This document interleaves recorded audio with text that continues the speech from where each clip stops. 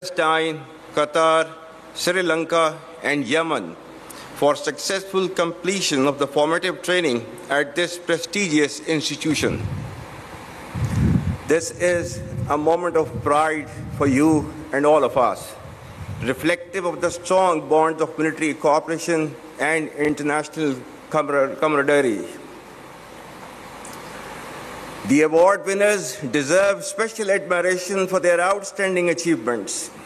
You all owe gratitude to your mentors of this institution, which has a history and proud tradition of nurturing men and women of courage, wisdom, discipline, and sense of sacrifice. Pakistan Military Academy's role as a cornerstone of military excellence has always remained commendable, and the standards exhibited today are no less reflective of the same.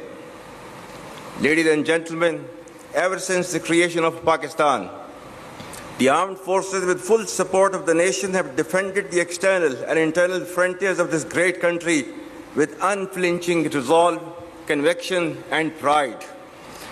The most recent display of the spirit and resolve of the armed forces of Pakistan during Marka-e-Haq, Operation Bunyanu Marsus, has further strengthened